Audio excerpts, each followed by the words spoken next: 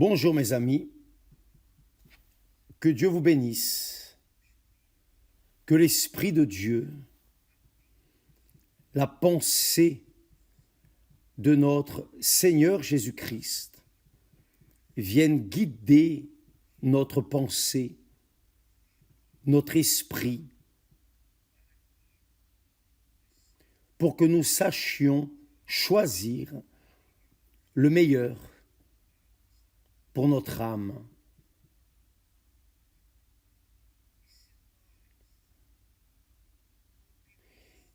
Et si nous obéissons à la parole de Dieu, alors notre âme va jouir des bénéfices, du plaisir ou des plaisirs de l'obéissance. Et alors, notre corps remerciera, vivra bien sur cette terre. Avez-vous compris? Donc, nous sommes en train de traiter d'esprit, d'abord l'esprit, ensuite vient l'âme et ensuite le corps. Normalement, les personnes prennent soin du corps et oublient l'âme et l'esprit. Mais Dieu, dans son infinie grandeur et sagesse, comme un Dieu juste, parfaitement juste, nous a donné une pensée qui est l'esprit, qui se réfère à l'esprit. Il nous a donné, l'esprit pense, l'esprit pèse, l'esprit évalue, et alors, il donne l'option à l'âme de choisir. Va de l'avant ou reste là. Et l'âme, qui est le cœur, choisit d'obéir à la parole de Dieu. Et alors, évidemment, le corps remerciera parce que l'âme donnera du plaisir, le plaisir ou les plaisirs de l'obéissance à la parole de Dieu. Le corps remerciera. Avez-vous compris? Et oui, nous sommes une trinité, vous êtes comme moi, nous tous sommes une trinité. De la même manière que Dieu est une trinité. Dieu est Père, Dieu est Fils, Dieu est Saint-Esprit. Il nous a aussi donné l'Esprit, qui est notre tête, notre intelligence, pour penser, pour raisonner, pour évaluer, pour alors conduire notre tête, conduire notre cœur, qui sont les sentiments, qui traitent des sentiments. Donc, lorsque notre tête, dirigée par la pensée de notre Seigneur Jésus-Christ, qui est le Saint-Esprit, quand notre tête dirigée, conduite par le Saint-Esprit, conduit notre cœur, alors notre cœur va moissonner les fruits de l'obéissance à la parole de Dieu et aura le plaisir, les plaisirs de l'obéissance. Mais si le cœur rejette la direction de la tête, si le cœur veut être indépendant de la tête et veut suivre ses caprices, ses vanités, ses désirs, ses convoitises, alors il moissonnera les fruits. Il moissonnera les fruits de la désobéissance qui sont les résultats de la rébellion. Donc, lorsque le cœur n'est pas en harmonie avec la tête qui est l'esprit, alors le cœur souffre les dégoûts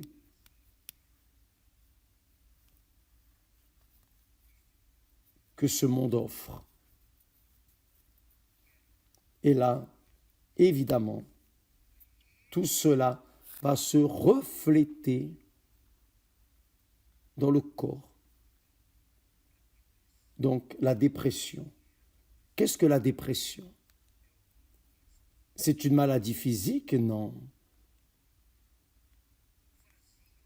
Un vide dans l'âme. C'est une maladie physique? Non. Ce sont des problèmes strictement spirituels. Donc, lorsque vous traitez un problème spirituel en accord avec la parole de Dieu, qui est esprit, qui est vérité, alors vous guérissez votre pensée, vous donnez une bonne direction à votre âme, à votre cœur, et il reste en paix.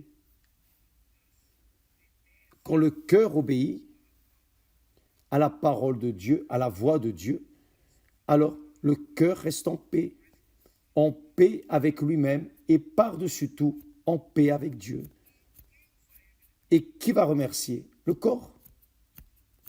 Donc, dans le corps, il y aura la santé, la vigueur, la force, l'énergie, tout de positif. Voyez, faites bien attention à ce texte. Vous avez déjà dû lire ce texte de nombreuses fois et vous n'avez pas observé, vous n'avez pas eu cette perception du sens, de la signification profonde de cette parole. Le Seigneur Jésus a dit, le Seigneur Jésus a dit, ne vous inquiétez pas en disant, que mangerons-nous, que boirons-nous, ou de quoi vous serez vêtus? Ce sont des choses qui répondent à quoi? Au corps.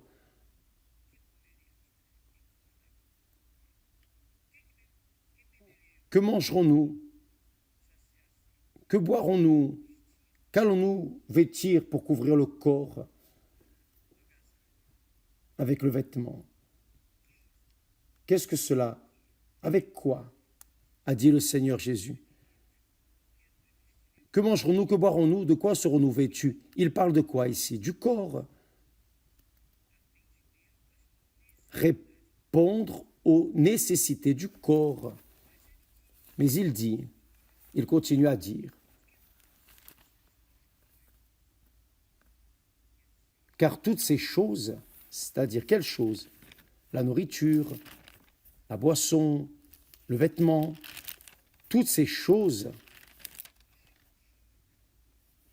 les païens les recherchent, c'est-à-dire les incrédules, dans un langage populaire, les incrédules qui n'ont rien à voir avec la foi divine, la foi chrétienne. Le Seigneur Jésus continue en disant, votre Père céleste sait que vous en avez besoin. Intéressant, n'est-ce pas? C'est-à-dire, toutes nos nécessités, le Père céleste les connaît.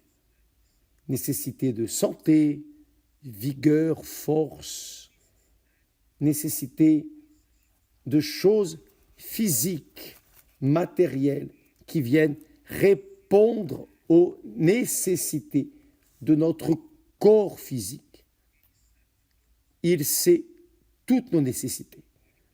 Et il continue.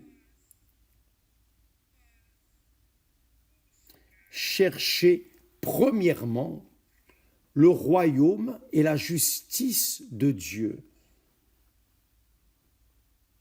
Donc, d'abord, au lieu de répondre aux besoins du corps physique, a dit le Seigneur Jésus, cherchez premièrement le royaume et la justice de Dieu. Que veut dire chercher premièrement le royaume et la justice de Dieu? Cela signifie donner la priorité à la pensée de notre Seigneur Jésus-Christ, qui est le Saint-Esprit. Donner la priorité aux pensées de Dieu, la parole de Dieu. La parole de Dieu, c'est la justice de Dieu, c'est le jugement de Dieu. Lorsque nous apprenons la parole de Dieu et que nous pratiquons, que nous obéissons, alors qu'arrive-t-il? Notre esprit, notre tête commence à prendre des décisions correctes pour notre vie. Et alors, il est évident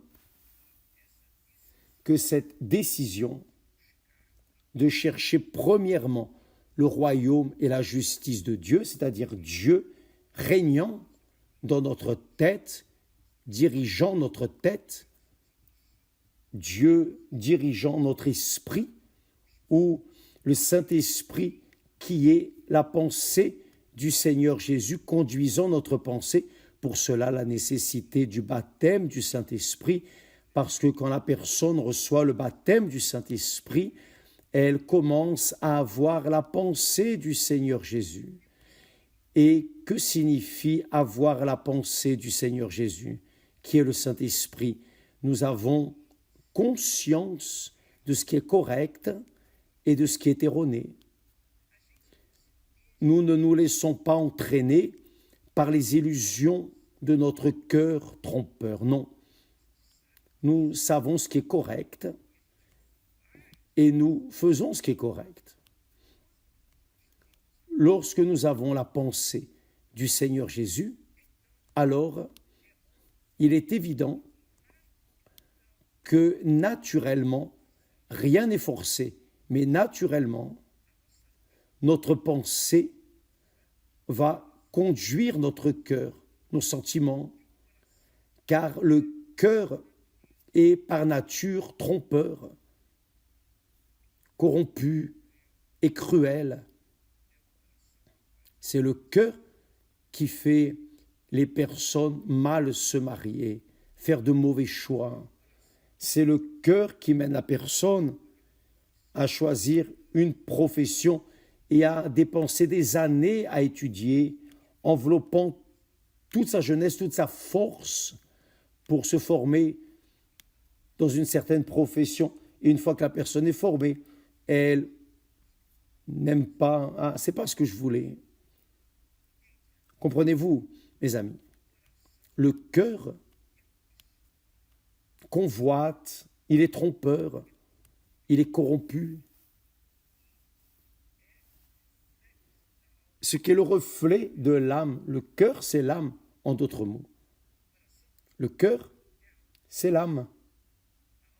L'âme, c'est le cœur, symbolisé, typifié par le cœur. Et l'esprit est typifié par notre tête, l'intelligence, le rationnel. Donc, quand par exemple, quand vous êtes marié, je vais parler de moi car c'est plus facile, car beaucoup de personnes ne se sont pas encore mariées. Lorsque nous nous sommes mariés et que sont nés nos enfants, nous avons enseigné nos enfants à obéir à la parole de Dieu. Esther se dévouait, dédiée à enseigner les enfants la parole de Dieu.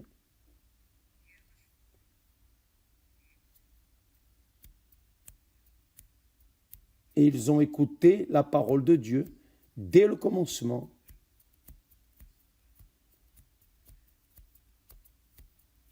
de leur enfance.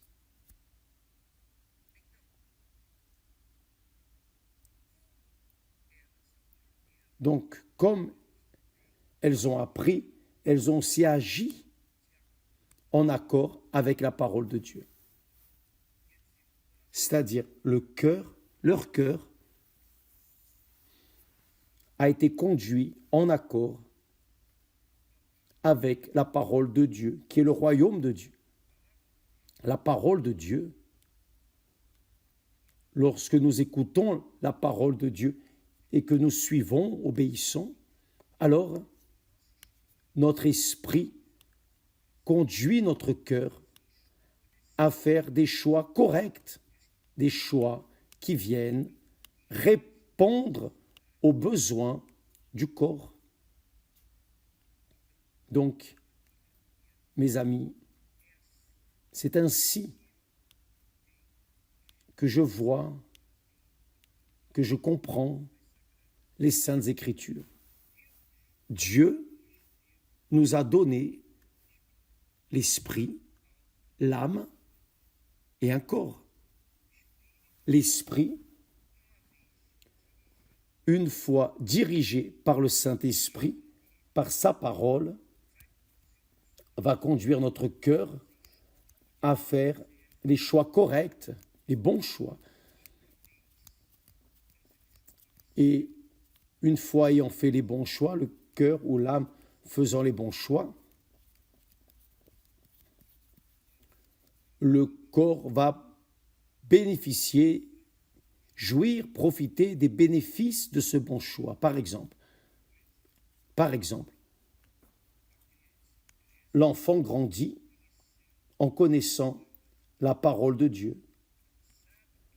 L'enfant sait ce qui est correct, mais dirigé par le cœur infantile, il se laisse entraîner par la conversation des collègues à l'école qui vivent une vie complètement aliénée aux choses de Dieu. Donc, ces enfants contaminent ceux qui ont entendu la parole de Dieu. Et là,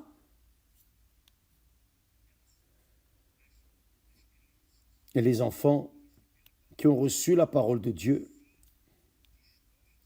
se détournent à cause de la parole des collègues qui influencent. Et là vient le résultat. Les enfants vont faire des choix erronés et vont en souffrir les conséquences. Par exemple, si ces enfants, ces petits collègues, sont viciés, par exemple, imitant leurs parents, alors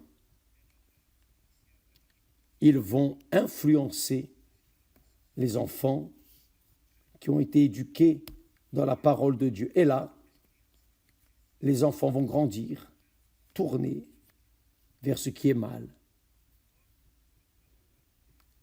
Quelle culpabilité a Dieu dans cela? Aucune. Quelle est la faute du monsieur, de la dame qui a donné le meilleur à ses enfants, mais eux se sont détournés à l'école? Aucune. Vous avez donné le meilleur, mais eux, influencés par la mode, par le monde, ont fini par se détourner. Et là, nous avons un monde adverse, un monde rebelle, un monde cruel, un monde du royaume de l'enfer.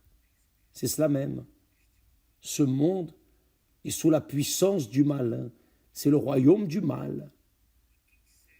Et qui suit le monde, qui suit la mode du monde, suit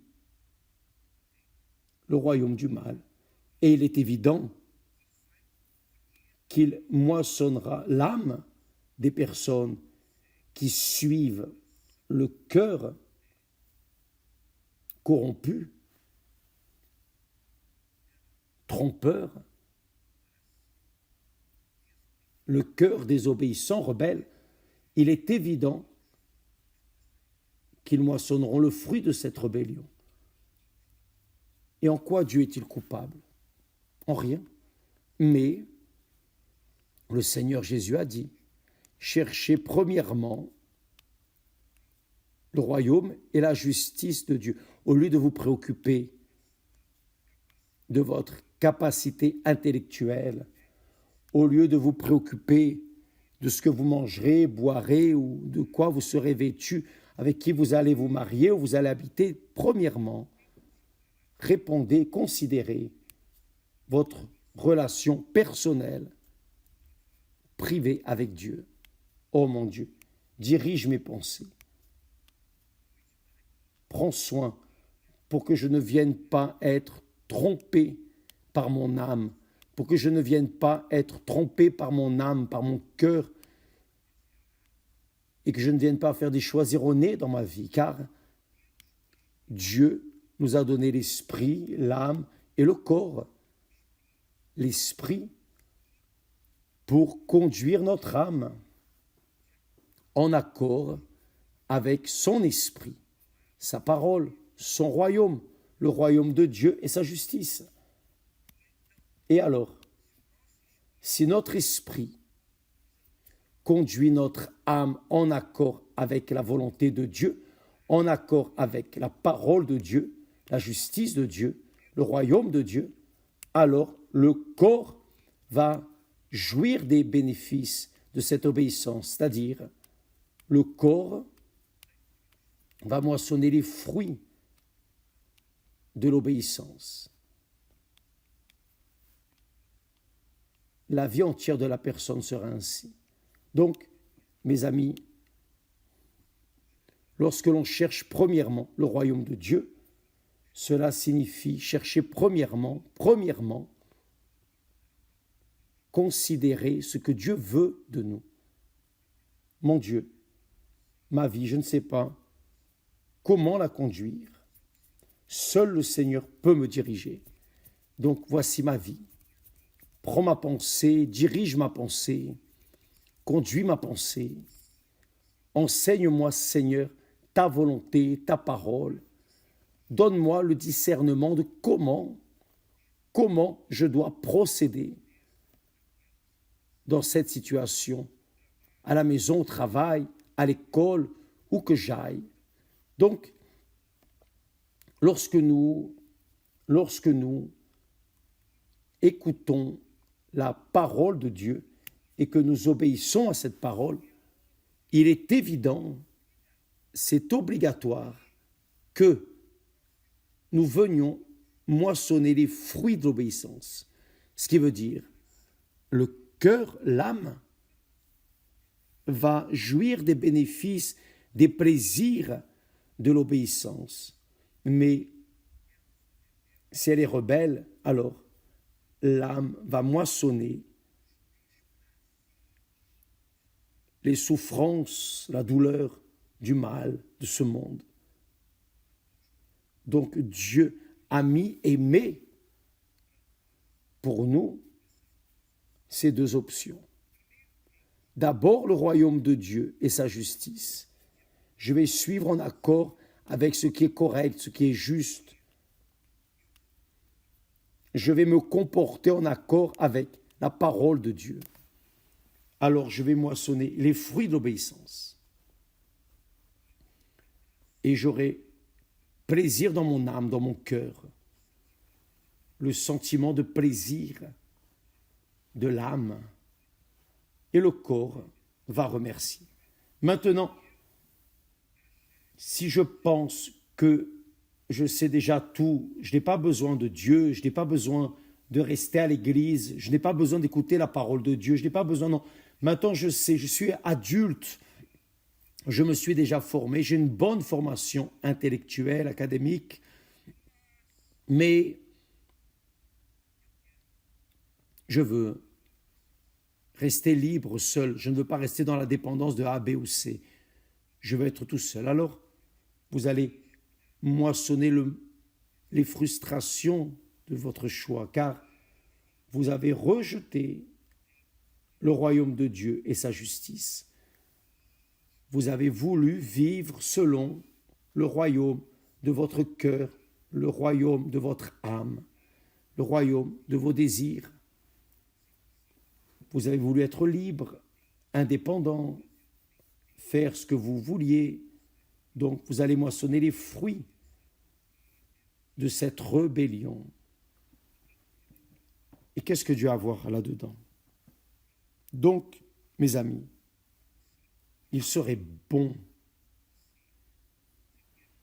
vous voulez bien même connaître cette parole, cherchez premièrement le royaume et la justice de Dieu, vous voulez savoir, vous voulez alors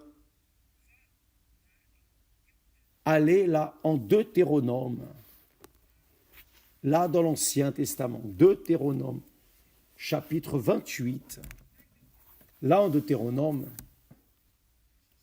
voyez,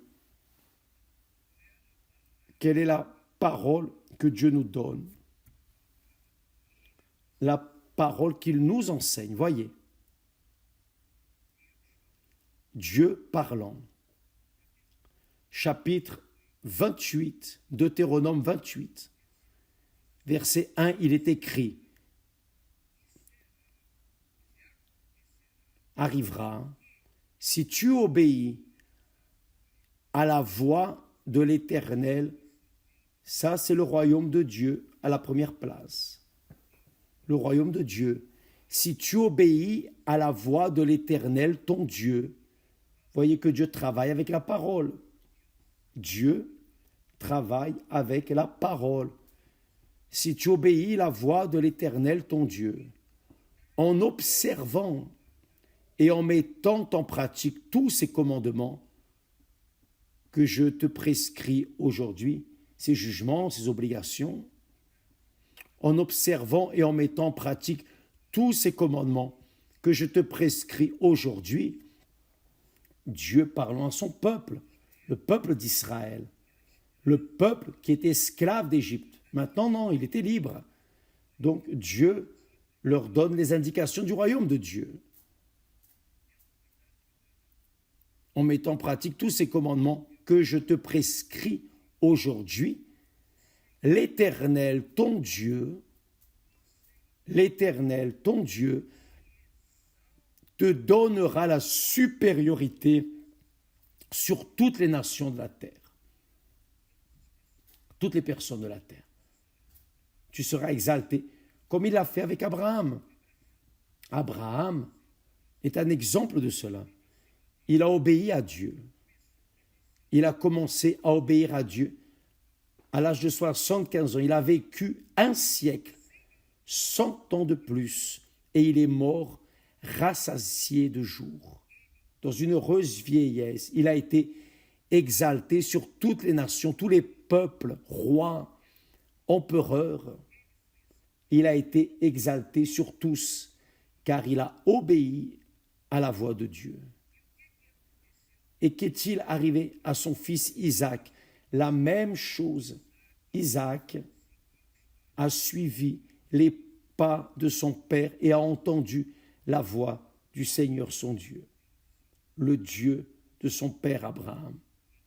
Et alors, Isaac a vécu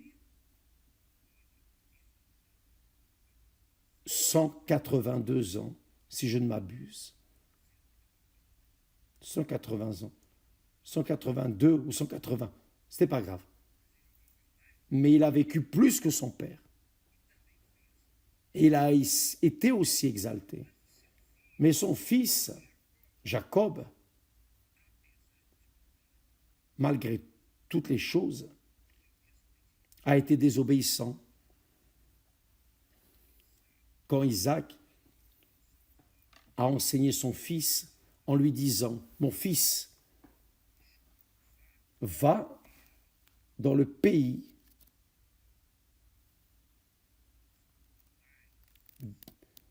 des parents de ta mère et prends-y une femme pour toi. » Isaac a dit cela à son fils Jacob. Jacob est allé, il a obéi en partie. Il est allé chez les parents de sa mère, et là, au lieu de prendre une femme, il a pris 4 femmes. Voilà, il a désobéi à son père. Et parce qu'il a désobéi au père, il a souffert un enfer. Il a vécu un tourment dans sa vie, car ses enfants ne s'entendaient pas, n'étaient pas obéissants, et ils étaient rebelles, etc., etc., etc. Donc, les 12 tribus d'Israël qui sont sorties de là, jusqu'à aujourd'hui, ne s'entendent pas. Donc, Jacob a moissonné les fruits de la désobéissance. Pourquoi? Parce qu'il a désobéi à la voix de son père, qui était l'autorité de Dieu pour lui. Mes amis, Jacob a vécu 147 ans, bien moins que ses parents. Il aurait pu vivre, il aurait dû vivre au-delà de son père 5 ans de plus. C'est cela même. Abraham a vécu 175 ans, Isaac 180, et Jacob aurait dû vivre au moins 5 ans, 185 ans, ou jusqu'à 200 ans.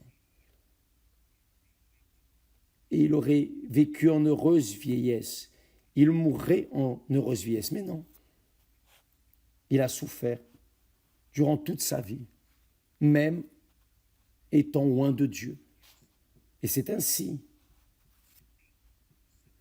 Vous avez la sagesse sur votre tête, dans votre tête, mais si vous ne conduisez pas votre cœur, qui est votre âme, en accord avec la parole de Dieu, car le cœur est rebelle par nature, le cœur ne veut pas se soumettre à la tête. C'est comme l'homme qui ne veut pas se soumettre à Dieu, ne veut pas se soumettre à la pensée de Christ. Donc, il va en souffrir les conséquences.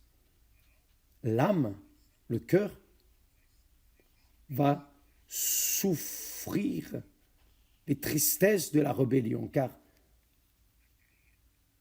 la rébellion attire les personnes. Mais quand nous sommes obéissants à la parole de Dieu et que le cœur s'aligne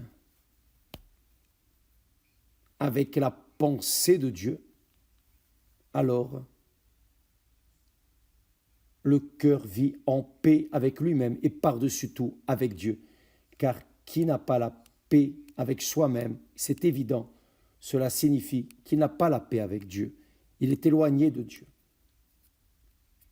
D'ailleurs, j'aimerais que vous considériez le 10 décembre, nous allons commencer le jeûne de Daniel, 21 jours de jeûne d'information et de divertissement, 21 jours d'immersion dans les pensées de Dieu. D'accord? Demain, nous traiterons plus sur ce sujet. Que Dieu vous bénisse, c'est-à-dire